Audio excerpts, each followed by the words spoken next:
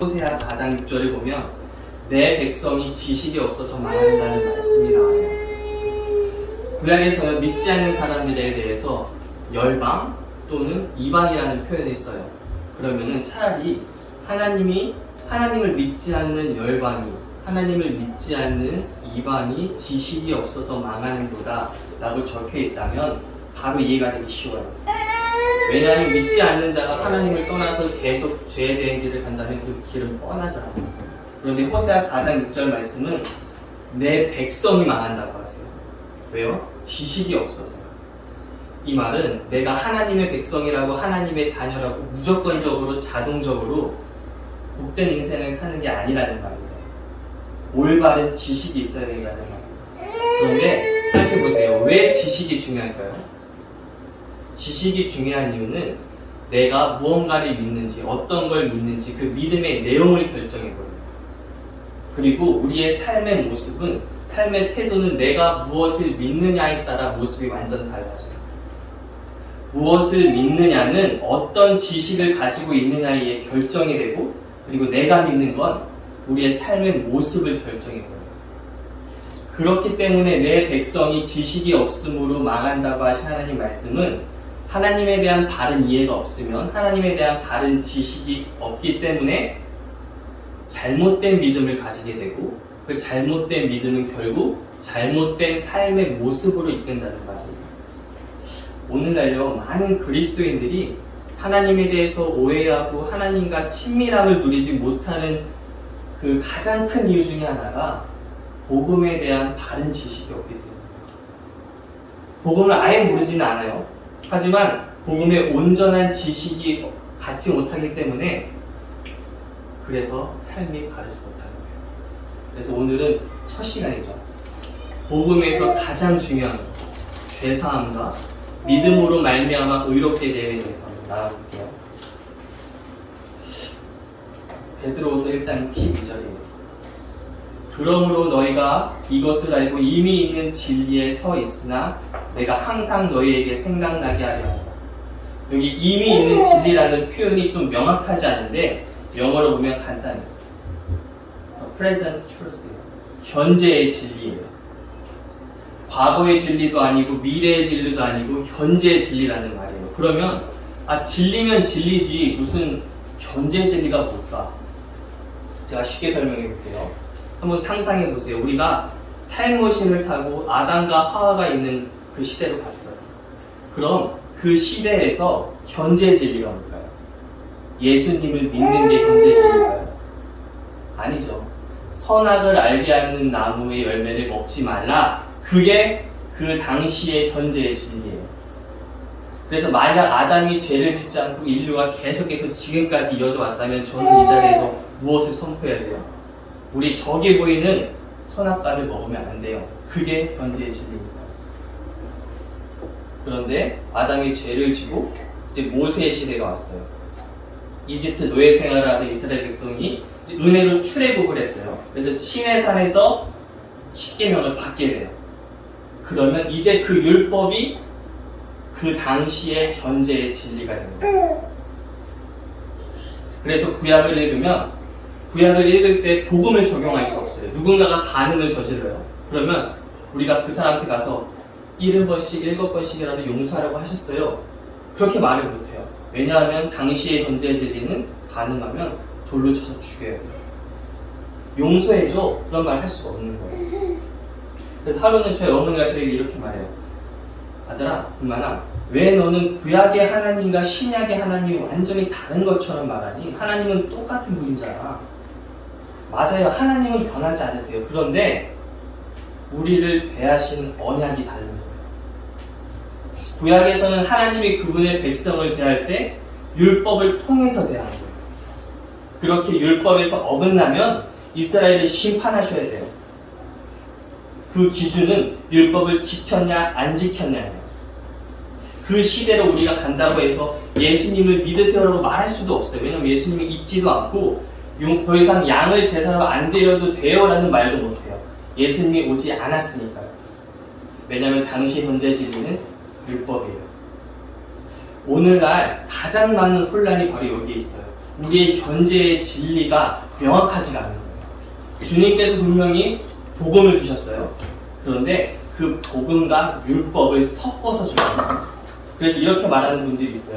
보세요. 구약을 보면은 하나님이 내 계명을 지키지 않아서 내가 내 백성을 심판한다고 하시잖아요. 우리가 계명을 어기면 하나님이 심판하세요라고 하죠.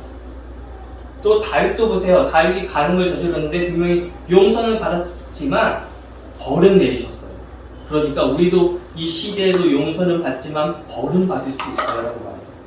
그리고 다윗이 주의 성령을 내게서 거두지 말라고 하셨잖아요. 오늘도 성령님이 떠날 수가 있어요. 그렇게 말해요.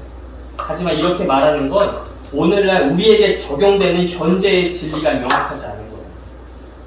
그러면 현재의 진리가 뭐예요? 우리에게 적용되는 새 언약, 복음이에요. 히브리서 10장 9절 볼게요.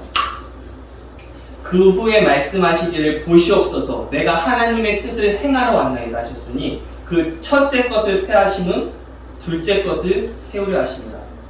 예수님이 이 땅에 오신 건 하나님의 뜻을 행하러 오셨어요. 근데 그 뜻이 뭐예요? 첫째 것을 폐하시고 둘째 것을 세우게 하시고 여기서 첫째 것은 율법이에요. 둘째는 새 언약. 어떻게 할까요? 히브리서 8장 7절에서 9절을 볼게요. 읽어주세요. 그대는 지적하여 말씀하시되 주께서 이르시되 볼지어다 이르니 내가 이스라엘 집과 유다 집과 더불어서 언약을 맺으리라. 또 주께서 이르시되 이 언약은 내가 그들에게 주의 손에 잡고 얼굴에 땅에서 인도하여 그들과 맺은 언약 같이 아니하리라. 첫 번째 언약은 뭐예요? 애굽 땅에서 인도하여 맺은 언약이라고 보죠. 시내산에서 받은 율법이에요. 그런데 하나님은 왜 첫째 것을 폐하시고 둘째 것을 세우려고 하실까요? 왜냐하면 율법의 기본적인 구조 때문에 율법 아래에서 우리가 순종하면 복받아요. 근데 불순종하면 저주를 받아요. 심판이나 은혜. 하나님은 그런 시스템을 원하지 않으세요. 십계명을 보면 그것을 지켜야 하는 주체가 나예요. 너는 나 외에 다른 신을 두지 말라. 너는 거짓말하면 안 돼. 너는 살인하면 안 돼. 모든 것이 그 주체가 인간이에요. 만약 순종하면 축복받아요. 그런데 지키지 못하면 저주예요. 아, 저는요 지키려고 최선을 다했는데요. 그런데 하나만 어겼어요. 그런 변명이 통하지 않아요. 야고보서 2장 10절에 누구든지 온 율법을 지키다가 그 하나를 범하면 모두 범한 자가 되나니. 하나만 어겼는데 전체를 어겼다고 말씀하세요. 그 말은 율법 하나하나가요 독립적으로 떨어지는 게 아니라는 거예요. 하나하나 모든 조항이 다 연결된다는 거예요. 하나님을 사랑하면 다른 신을 섬기지 않아요. 하나님을 사랑하면 하나님의 형상인 인간에게 도둑질하지 않고 살인하지 않아요. 모든 것이 연결된 거예요. 그렇기 때문에 하나만 어겨도 모든 것을 어긴 게 되는 거예요. 여기 율법의 기준은요 냉정해요. 율법은 최선을 요구하는 게 아니에요. 완벽함만 요구해요. 나에게 선한 의도가 있었고 최선을 다했는데요 보지 않아요. 결과만 봐요. 근데 내가 최선을 다했지만 어겼어요? 그럼 아웃이에요. 근데 하나님은 이런 시스템을 원하지 않는 거예요. 왜냐하면 인간은 죄인이니까. 하나님의 기준을 율법을 지킬 수 있는 존재가 아니니까요. 그러면 또 이런 생각이 들어요. 그러면 못 지킬 걸 아는데 왜 주셨나요? 하나님이 못 지킬 걸 모르셨을까요? 하나님은 인간이 지킬 수 없다는 걸 아셨어요. 근데 우리 인간만 몰랐어요. 내가 스스로 지킬 수 있는 존재가 아니라는 거. 근데 자녀를 키우다 보면은 자녀가 막 때렸을 때가 있어요. 그래서 아주 막무가내로 때렸어요. 그때는 알았어 하게 냈어요. 왜 하게 냈을까요? 어차피 못하는 거 아닌데 스스로 인정하나요? 너는 해봐. 스스로 못하겠지? 스스로 마음으로 인정하게 만들려고 하게 할 때가 있어. 안 되는 거였구나. 그래서 많은 사람들이요 율법을 하나님이 지키라고 주신 것으로 아는데 그렇지 않아요. 로마서 3장 20절 읽어볼게요. 그러므로 율법의 힘으로 그의 앞에 율법하심을 얻은 주체가 없느니 율법으로는 죄를 빼앗는다. 하나님이 율법을 주신 이유는 율법을 통해 사람이 죄인이라는 것을 깨닫게 하려고 주신 거예요. 내가 하는 행동이 죄인지도 모르는 인간에게 그거 죄야. 그거 죄였어. 넌 그걸 지킬 수 없는 존재라. 그걸 가르쳐 주신 거예요. 그래서 하나님은 율법을 통해서 우리가 얼마나 죄인인지를 보여주시면서 나는 의로운 존재가 아니구나. 아무리 노력해도 하나님의 그 기준에는 미칠 수 없는 그런 죄인이구나. 나에게는 구원자가 필요한 거구나. 그걸 깨닫게 해주시려고 보여주신 거예요. 갈라디아서 3장 23절부터 25절 제가 읽을게요. 믿음이 오기 전에 우리는 율법 아래에 매일바되고 계시될 믿음의 때까지 갇혔느니라. 이같이 율법이 우리를 그리스도께로 인도하는 초등교사가 되어 우리로 하여금 믿음으로 말미암아 의롭다함을 얻게 하려 합니다. 믿음이 온 후로는 우리가 초등교사 아래에 있지 아니합니다. 하나님은 율법을 통해서 인간이 죄인임을 깨닫게 하시고 그 결과로 이제 예수님께로 인도하고자 하신 거예요. 이제 예수님께로 인도함 받으면 더 이상 초등교사 아래 있지 않아요. 율법 아래 있지 않게 된 거예요. 이전에 존재했던 진리가 아닌 현재의 진리에 이제 서 있게 된 거예요.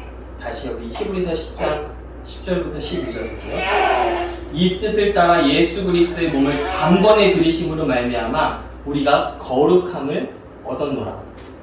제사장마다 매일 서서 섬기며 자주 같은 제사를 드리는데 이 제사는 언제나 죄를 얻게 하지 못하거냐.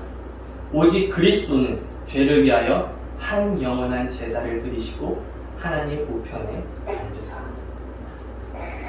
하나의 영원한 제사를 드렸어요. 구약의 제사장들은요 앉을 의자가 없어요. 왜냐하면 구약의 제사는 완벽하지가 않아요. 그 이유는 10장 4절 이는 황소와 염소의 피가 능히 죄를 없이 하지 못합니다. 구약의 제사는 앞으로 오실 진짜 제사, 예수님을 예표하는 제사예요. 그림자는 진짜가 아니기 때문에 죄를 없애지 못해요.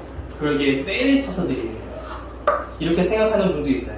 구약에서는 죄를 동물의 제사로 용서받고 신약에서는 예수님이 희생제물이 되셔서 그렇게 용서받고 즉 방법만 다르다는 거예요. 절대 그렇지 않아요. 구약의 제사는 죄를 없앨 수가 없었어요.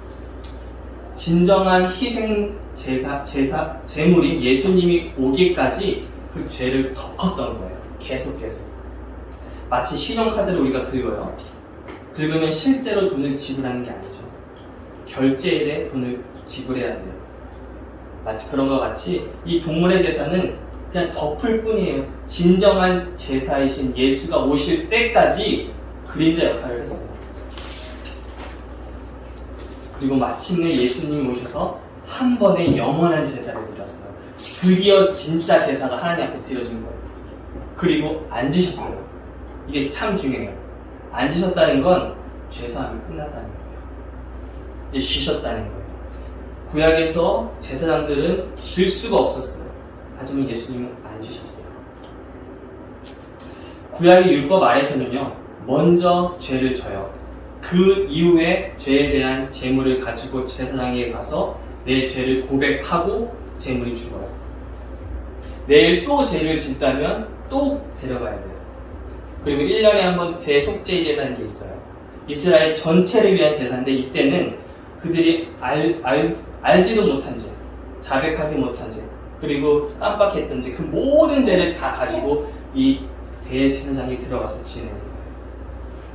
즉 성전에서는요 매일매일 제사가 있었어요. 그냥 매일매일 피가 넘쳤어요. 그래서 제사장들은 절대로 쉬지 못했어요. 그런데 새 언약 아래서는 죄를 위해 한 번의 제사가 있었어요. 그런데 그 한 번의 제사의 효력이 어때요? 영원히. 5장 12절 읽어볼게요. 원수와 선하실 필요하지 아니하고 자기의 영원한 죄를 용서하는 전에 성소에 들어가셨느니라. 단 한 번 들어가셨어요. 그리고 영원한 속죄가 이루어진 거예요. 다음 죄를 지을 때까지만 유효한 속죄가 아니라 영원한 속죄예요. 그런데 문제는요, 많은 그리스도인들이 여전히 첫 언약 아래에서의 죄를 용서받는 방식으로 살아가는 거예요. 즉 매번 죄를 지을 때마다 하나님 앞에 나아가서 죄를 고백하고 용서를 구하고 그 과정을 거친 다음에 하나님과의 관계가 회복되어서 다시 신앙생활을 할 수 있다고 얘기해요. 하지만 성경은요, 저와 여러분이 단 한 번의 제사로 영원한 속죄가 이루어졌잖아요. 예수님은 영원한 속죄를 이뤘어요. 첫 언약 아래서는 죄를 먼저 져요. 그리고 고백하고 동물을 죽였다면 새 언약 예수님은 과거와 현재와 미래의 모든 죄를 끌어안고 죽은 거예요. 2000년 전에 우리가 이미 태어나기도 전에 우리를 보시고 모든 인류의 죄를 끌어안고 죽으시고 앉으셨어요. 끝났다는 거예요. 다시 말하면 십자가의 사건은요, 시간을 초월한 사건이에요.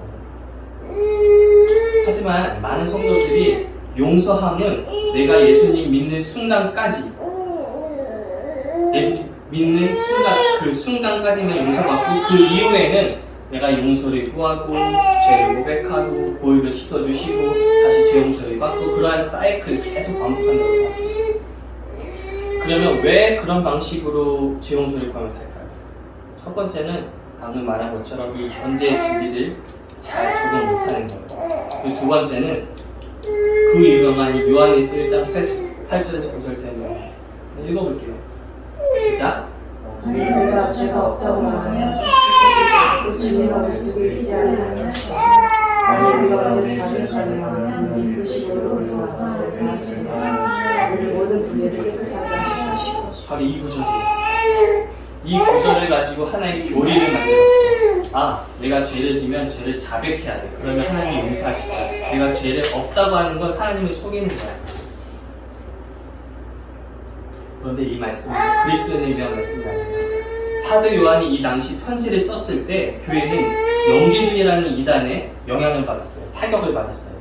영지주의는 무엇이 믿었냐면은 영은 선해요. 하지만 이 물질, 이 육은 악한 거예요. 그렇기 때문에 이들은 예수님이 하나님의 아들이 어떻게 이 악한 몸으로 오는 거지? 그조차 믿지 않았어요. 그래서 요한을 보면은 뜬금없이 1장 1절 이렇게 말해요. 태초부터 있는 생명의 말씀에 관한 우리가 들은 바요, 눈으로 본 바요, 자세히 보고 우리의 손으로 만진 바라. 왜 이 손으로 만졌다고, 왜 봤다고 할까요? 예수님은 단순히 영이 아니라는 거예요. 육신을 입고 왔다는 거예요. 너희가 말하는 것처럼 육이 악하기 때문에 예수님이 뭐 선한 것만 취하는 영이라고? 아니야. 우린 예수님을 만졌어. 그 말을 하는 거예요. 또 영지주의자들은 무엇을 믿었을까요? 죄를 인정하지 않았어요. 영만 선하고 이 육신은 악해요. 그래서 이들에게 이 육신은요 아무 의미가 없어요. 그들에게 의미가 있는 건 오직 영이에요. 영만이 그들에게 있어서 실제예요. 그렇기 때문에 이 물리적에서 저기 세계에서 행하여지는 이 죄라는 거는 그들에게 아무런 의미가 없는 거예요. 그래서 뭐라 그래요? 그들은 죄를 부인하는 자들이었어요. 그런 그들에게 우리는 죄가 없는 자가 아니라는 거예요. 또 여기서 죄를 자백하면, 여기서 자백하는 단어가 호모로게오라는 단어인데 이 단어는 같은 것을 말한다예요. 누구와 같은 것을 말할까요? 하나님과요. 하나님이 죄에 대해 뭐라고 하세요? 너희 죄인이야. 너 죄가 있어. 너 죄를 져. 근데 또 무엇을 말하세요? 너의 죄가 예수님의 보혈로 용서받았어. 같은 것을 말한다는 거예요. 그래도 여전히 고백해야 용서해 주시는 거 아닌가 그런 생각이 든다면 요한일서 2장 12절을 보면 나와요. 자녀들아 내가 너에게 쓰는 것은 너희 죄가 그의 이름으로 말미암아 사함을 받았으며 그 사함을 받았다는 말씀이 완료시제예요. 완료시제라는 것은 과거에 했던 어떤 한 행동이 그 결과가 현재까지 영향을 미친다는 거예요. 즉 십자가의 그 사건의 결과로 말미암아 죄 용서를 받았고 그 죄 용서가 지금까지 현재까지 이루어진다는 거예요. 이 편지를 듣는 사람들은 그리스도인이에요. 그러면 이 그리스도인 가운데 여기도 지금 다 그리스도인인데 아침에 우리가 화를 내기도 하고 짜증 내기도 하고 뭐 각자 사정이 다 달라요. 그러면 요한은 구분을 해야 돼요. 너희들 중에 아침에 잘못하는 거 있는 사람이 있지 그 사람들만 빠지고 잘 산 사람만 용서받은 사람이야. 그런 게 아니라 이 당시의 편지는요 대중 앞에서 이렇게 줬어요. 이렇게 대중 앞에서.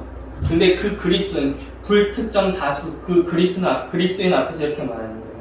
자녀들아 너희 죄가 그의 이름으로 말미암아 사함을 받았다. 네가 과거에 그 예수님이 하신 일로 말미암아 사함을 받았고 지금도 여전히 죄 사함을 받은 상태야. 그걸 말하는 거예요.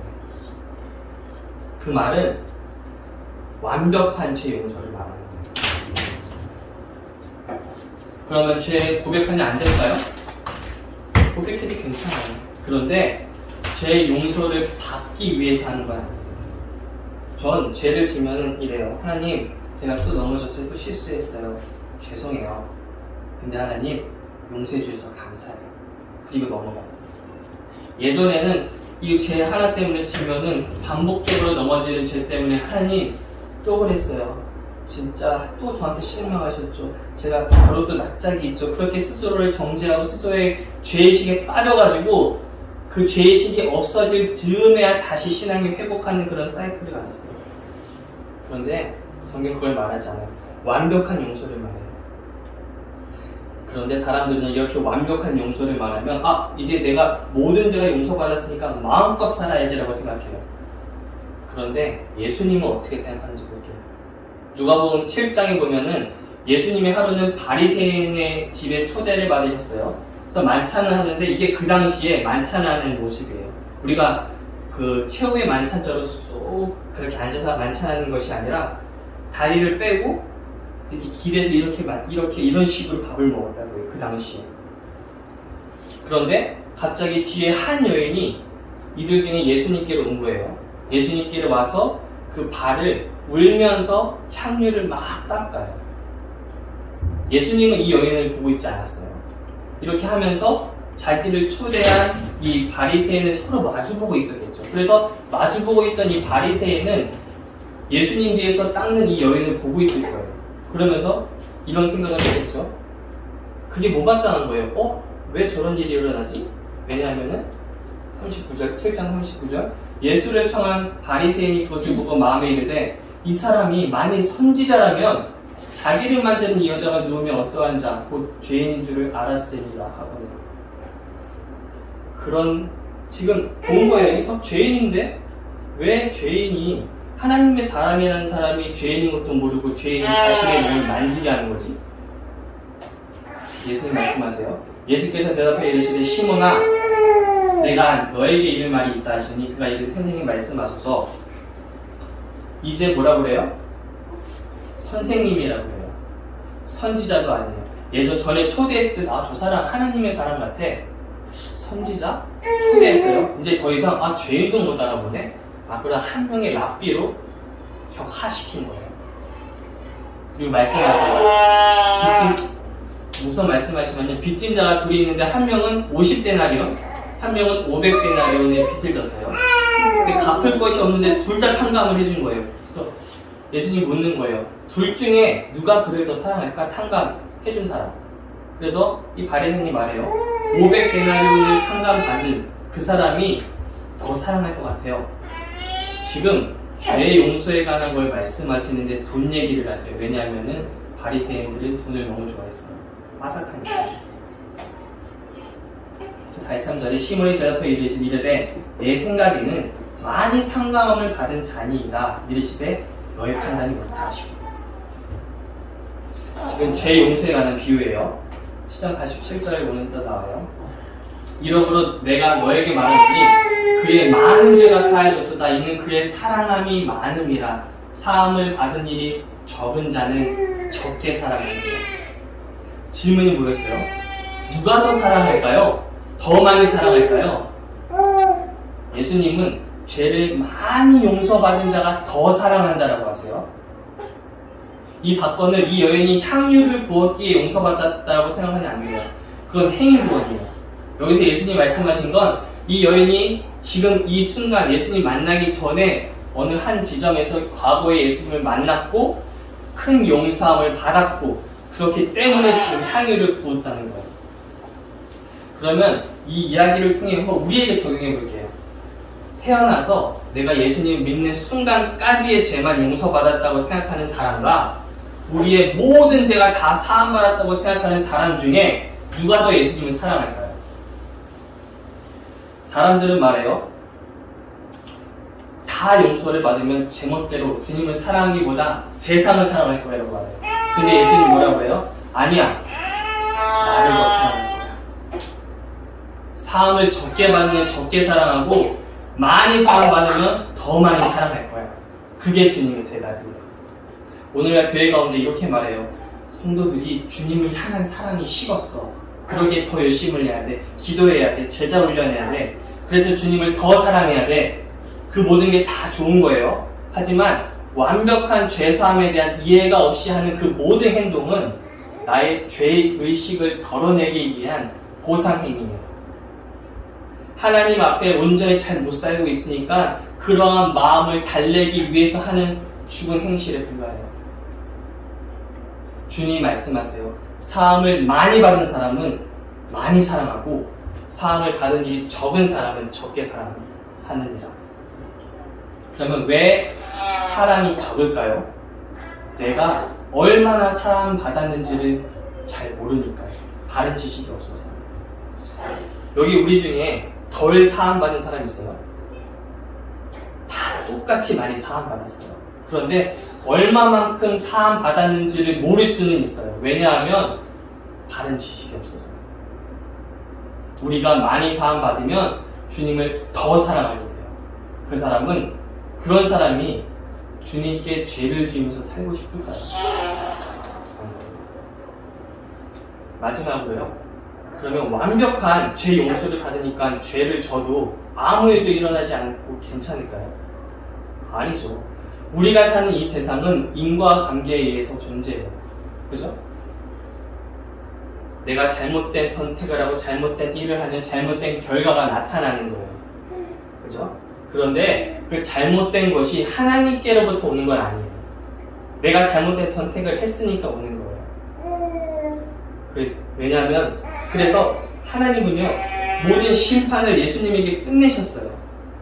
그래서 우리가 잘못한 결과에 대한 심판을 받지 않는 거예요. 하지만 내가 잘못된 선택을 했기에 그 결과를 내가 얻는 거예요. 다만 그건 하나님께로부터 오는 게 아니에요. 주위에서 너무 쉽게 이렇게 말하는 사람이 많아요. 하나님이 치셨어. 하나님이 심판하셨어. 그거 하나님이 하신 것 같은데 너무 쉽게 그렇게 말해요.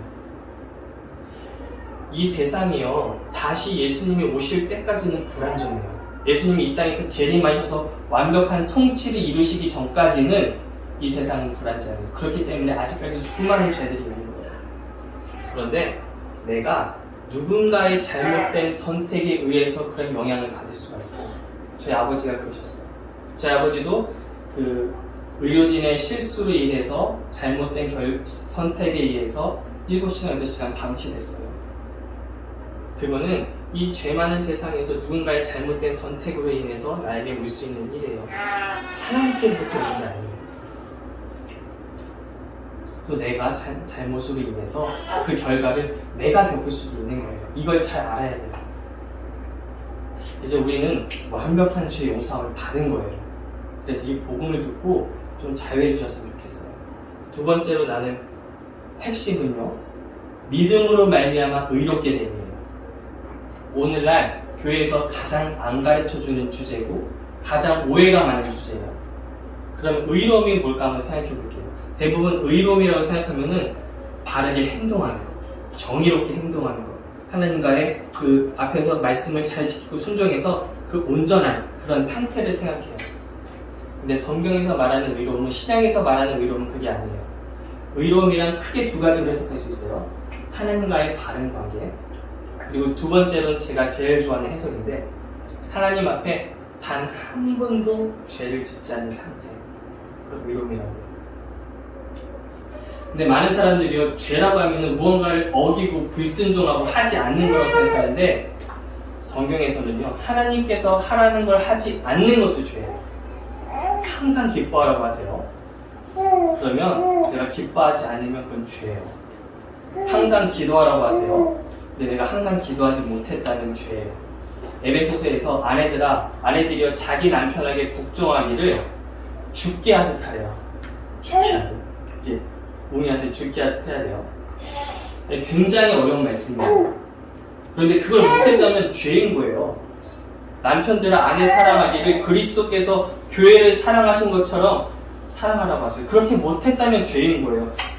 변명이 있을 수가 없어요. 그 정도로 내 아내를 사랑하지 못한다면 그 사람은 계속해서 죄 가운데 사는 거예요. 많은 사람들이요, 죄에 대한 이해가 서로 달라요. 그래서 여기 있는, 앉아있는 사람들의 그 죄에 관한 이해도 다 달라요. 저도요, 10년 전에 내가 죄라고 생각하지 않았던 게, 오늘 생각해보니까 죄인 것들이 있어요. 그러면 10년 전에요, 내가 그 죄를 몰랐어요. 몰랐다면은 죄 고백, 용서를 안 빌었겠죠. 그래서 만약에 죄를 고백해야만 용서받을 수 있다는 그런 논리를 가지려면은 그 사람은 평생 용서받을 수 없어요. 왜냐하면 우리의 죄에 대한 이해는요, 죽을 때까지 달라질 거예요. 우리 죽을 때까지 하나님에 대한 이해가 깊어지기에 별것도 아니었던 그것이 죄였어? 아니, 평생 우린 죄에 대해서 배워가요. 그렇기 때문에 우리가 깨닫는 거는, 아, 이것도 용서받았었어? 이것도 용서받았었어? 그걸 깨닫는 거지. 아, 또 고백해야 돼? 또 용서 못 받는 거야? 그런 삶이 아니라는 거예요. 다시 의로움으로 돌아가요. 그런데 의로움은 단 한 번도 죄를 짓지 않은 상태예요. 그래서 하나님과 완벽한 관계를 갖게 된 거예요. 그게 바로 의로움이에요. 그런데 성도들한테 이렇게 질문하면 어떡할까요? 당신 하나님 앞에서 의로우세요? 그러면 대부분 아니라고 해요. 왜요? 자기 신앙생활의 상태를 보니까 이거는 의인이라고 할 수 없거든요. 기도도 안 하죠. 뭣도 안 하죠. 순종도 제대로 안 하죠. 그리고 가끔 불쑥불쑥 옛사람이 튀어나오죠. 그래서 어떻게 말해요? 저는 단지 용서받은 죄인이에요. 스스로를 죄인이라고 생각해요. 또 성도들이 이렇게 질문하면 어떤 대답을 할까요? 하나님과의 관계가 뭐요? 그 질문을 하면 또 자신의 신앙을 또 봐요. 아, 요새는 예전처럼 뜨겁지 않고 기도도 좀 별로 못해서 하나님과의 관계가 그렇게 좋진 않아요. 이 말은요, 마치 하나님과의 관계가 나에게 달려있다는 거예요. 나의 행동에 따라 하나님과의 관계가 좋아졌다가 나빠졌다가 고무줄 같은 거예요. 하지만 그건 잘못된 믿음이에요. 예수님 믿으면 놀라운 변화가 일어나는데 그건 우리가 의롭게 되는 거예요. 나의 행위와 상관없이 하나님과 완벽한 관계를 가지게 되고 하나님 앞에 단 한 번도 죄를 짓지 않는 그 상태로 있는 거예요. 우리가. 어떻게 이게 가능할까요? 믿음으로 이렇게 된다는데 어떻게 가능할까요? 이 말씀 볼게요. 그리고 또 말씀 보기 전에 그걸 단순히 칭의라고 생각하는 사람이 있어요. 칭의가 뭐예요? 그거 그냥 의롭게 칭해주는 거 아니에요? 실제로 의롭지는 않지만 우리가 실제로 의롭지는 않잖아요. 근데 하나님 그냥 이렇게 법적으로 칭해주는 거죠. 그렇게 생각해요.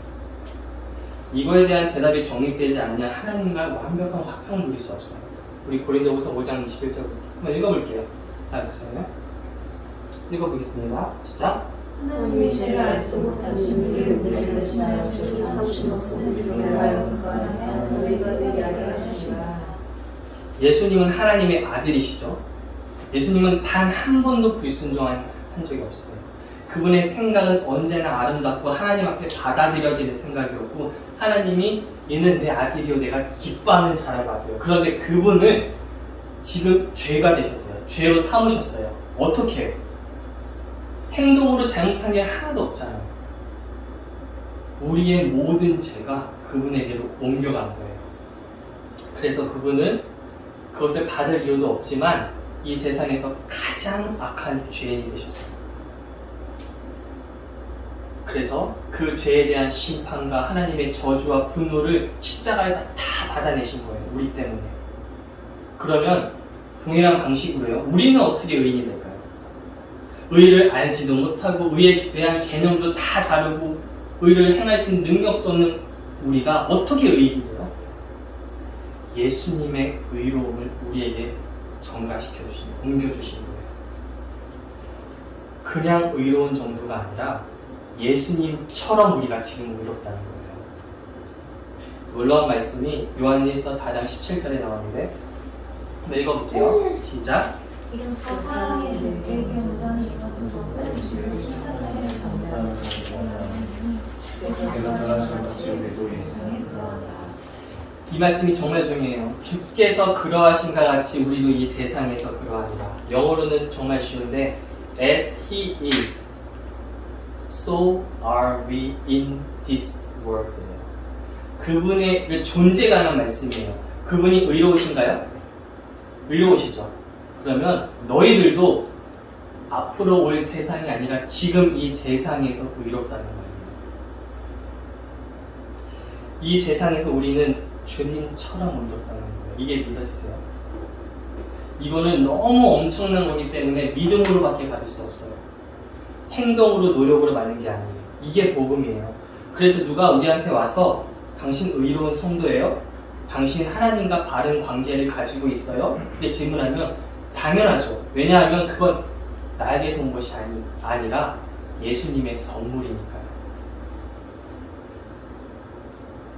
또 어떤 분들은 말하죠. 그건 그냥 단순히 칭이 아니에요? 그러면 칭의에 대해서 나눠볼게요. 대부분 칭의에 대해서 교회를 다니면 알고 있어요. 로마서 4장 5절. 이를 아니할지라도 경건하지 아니한 자를 의롭다 하시는 이를 믿는 자에게는 그의 믿음을 의로 여기시나니. 여러분 이 4장 5절 한번 집으로 가져가셔서 묵상을 좀 많이 하셨으면 좋겠어요.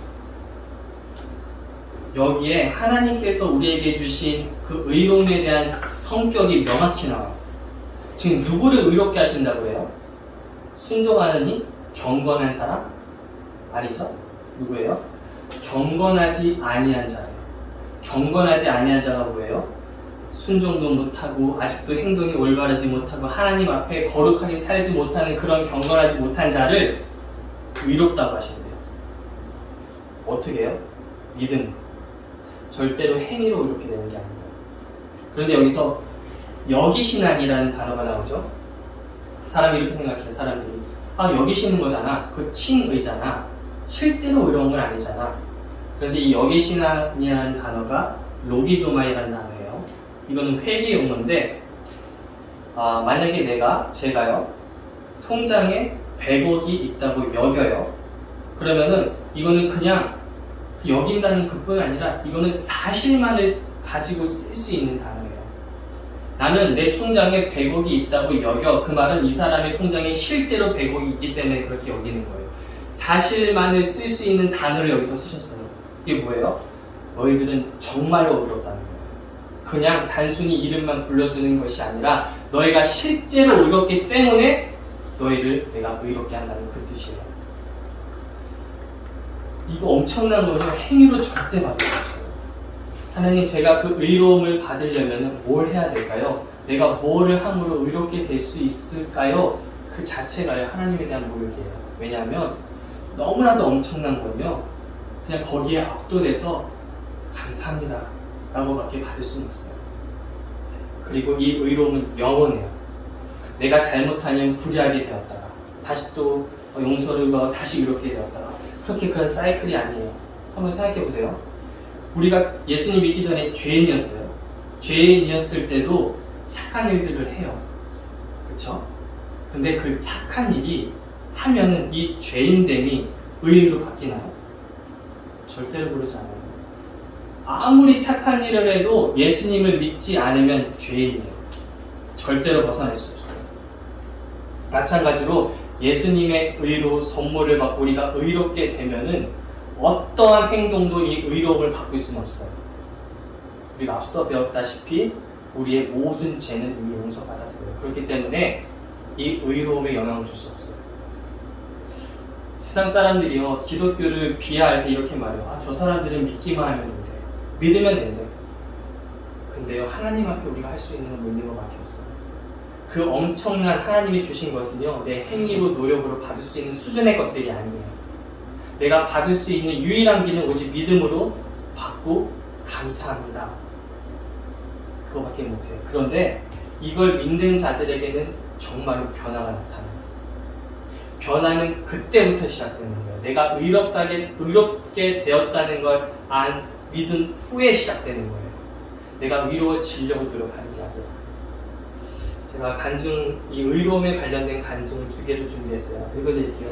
제가 외국 간증인데 다 번역해서 그대로 읽을게요. 저는 평생을 그리스도인으로 살아왔습니다. 저는 비영리 단체의 CEO였으며 직원들과 제가 봉사하는 사람들에게 좋은 영향을 주기 위해 최선을 다했습니다. 하지만 저는 마리아나 흡연, 술, 음란물에 지배당하는 비밀스러운 삶을 살았습니다. 저는 제가 이중생활을 하고 있다는 것을 알았습니다. 그 결과 저의 최선의 의도에도 불구하고 저는 결국 직장을 잃었고 제 명성을 실추되었고 제가 쌓은 모든 것이 허물어졌습니다. 그 기간 동안 저는 하나님께 용서해달라고 마음을 바꿔달라고 계속해서 기도했습니다. 그리고 성령의 도움 없이는 내가 되고 싶은 사람이 될 수 없다는 것도 알았습니다. 하지만 아무리 노력하고 기도해도 제 행동을 바꿀 수 없었습니다. 하지만 복음을 알게 되는 저는 여기가 굉장히 중요해요. 저는 제가 죄된 행동을 하고 있는 그 동안에도 그 순간에도 여전히 그리스도 안에서 내가 의롭게 되었음을 스스로 상기시켰습니다. 죄를 짓고 있어요. 마리아나를 피고 있어요. 음란물을 보고 있어요. 그 와중에서도 나는 여전히 예수님 안에서 의로운 존재구나. 그렇게 고백을 하고 믿은 거예요. 그리고 나서 성령의 도움으로 신기하죠? 마리아나 술과 음란물을 보고 싶은 욕망이 완전히 사라졌습니다. 오늘날 저는 저의 부끄러운 중동에서 완전히 벗어났고 지역교회에 들어갔습니다. 동료 신자들과 함께 즐길 수 있는 지역교회에 들어가서 저는 이제 평생 하나님을 섬기기를 소망합니다. 또 다른 간증 읽어드릴게요. 저는 23살 때 예수님을 구세주와 주님으로 영접했습니다. 이후 주님은 제 삶에 제 기대를 넘는 수없는 많은 축복을 부어주셨습니다. 하지만 저에게 없앨 수 없는 중독이 있었는데 그건 16살 때부터 담배를 피기 시작했습니다. 그래서 이것을 아무리 노력해도 끊을 수 없었대요. 그래서 그만두려고 했지만 이틀을 넘기지 못한 거예요. 시도했다가 실패하고 그러면서 제 자신을 비난하고 죄책감으로 살았습니다. 제 친구나 가족은 너 그렇게 담배 피우면 하나님께 영광이 되지 못해 와 같은 말로 저에게 정죄감을 더 주었습니다. 저는 노력했지만 또 유혹에 굴복했습니다. 결국 전보다 훨씬 더 많이 폈습니다. 다만 이번에는 방법을 바꿨습니다.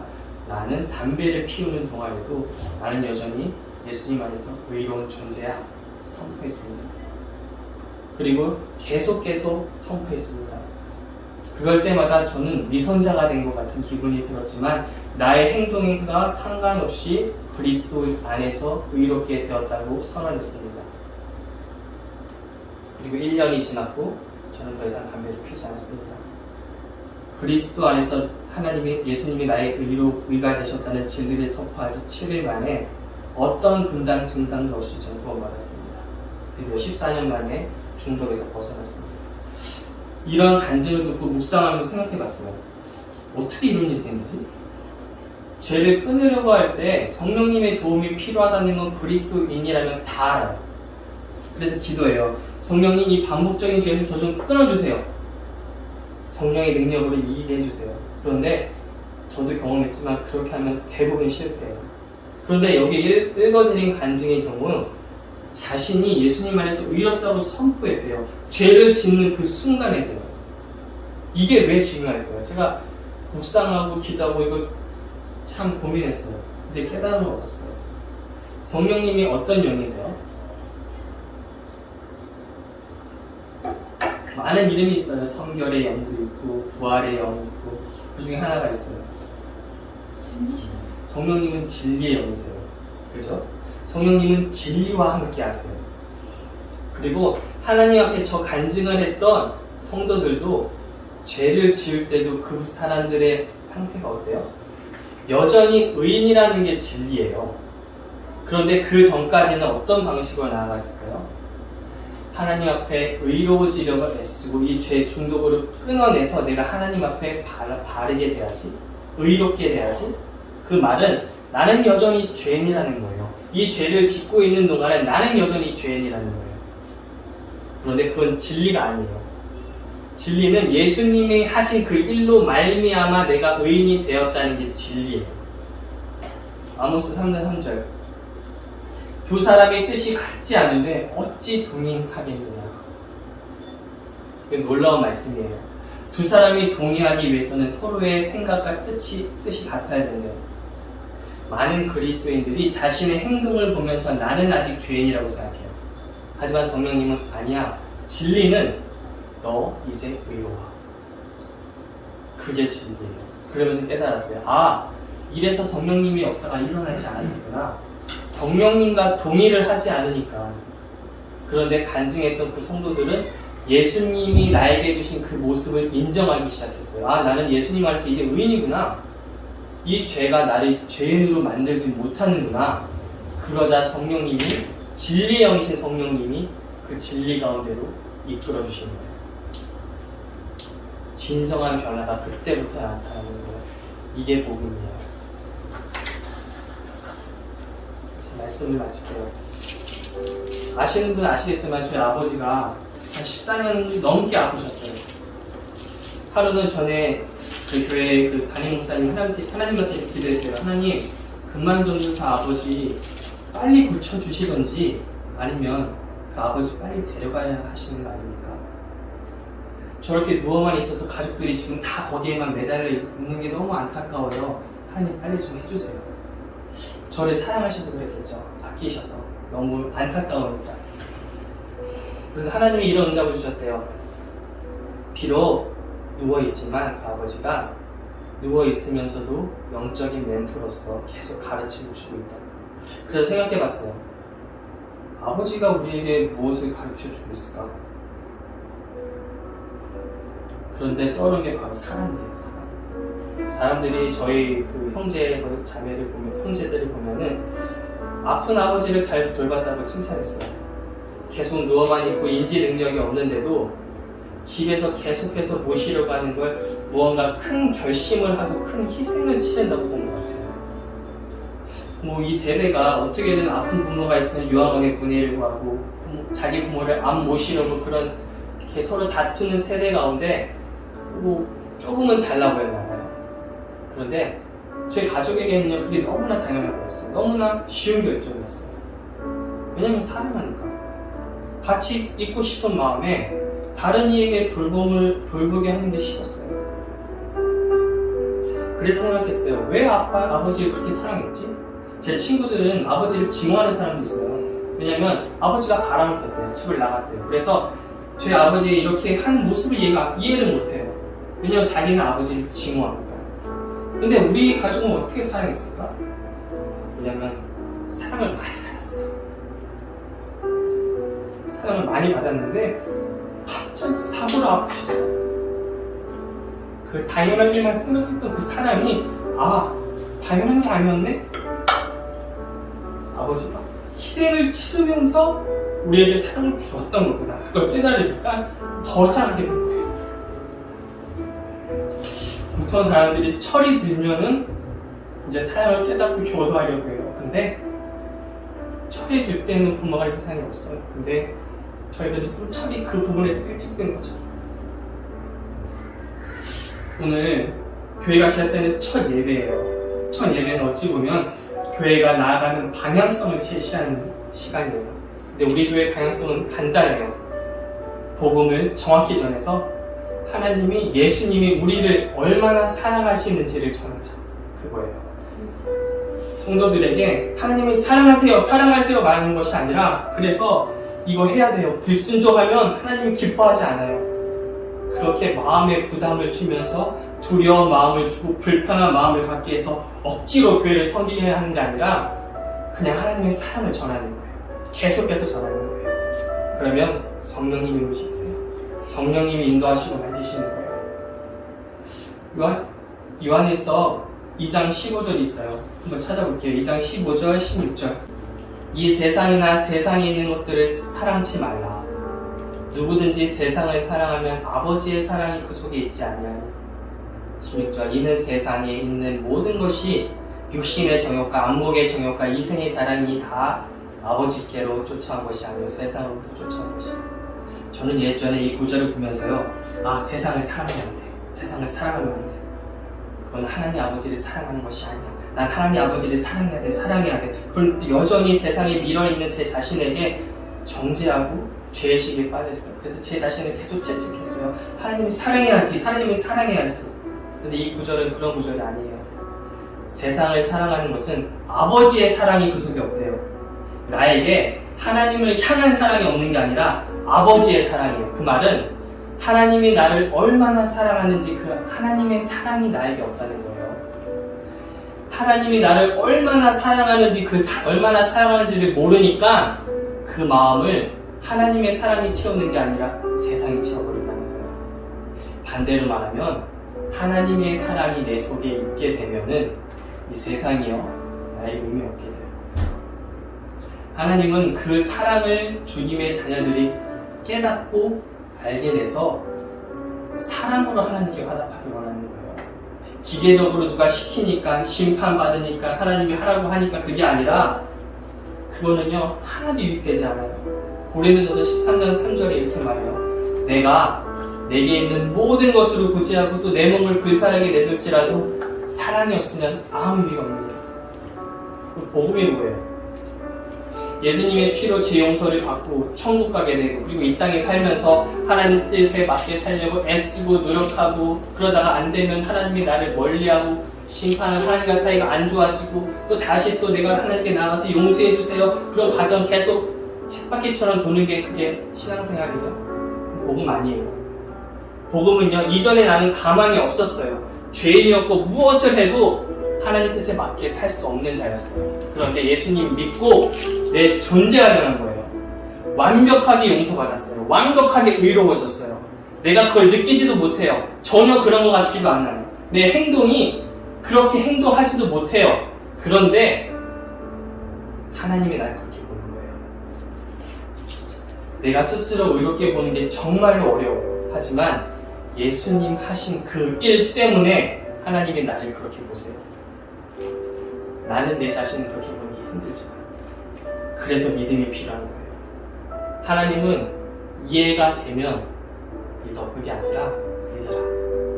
의인은 믿음으로 말미암아 살리라 하신 거예요. 내가 넘어져도 쓰러져도 하나님은 나를 여전히 의롭게 보세요. 여전히 용서받았어요. 그게 복음이에요. 그리고 그렇게 믿으며 살아갈 때 내 삶의 열매들이 맺히기 시작하는 거예요. 열매는 내가 애써서 만들어내는 게 아니에요. 그건 일이에요. 저와 여러분이 그런 하나님의 사랑을 알고 열매를 맺었으면 좋겠어요. 오늘 그 첫 시작이 되기를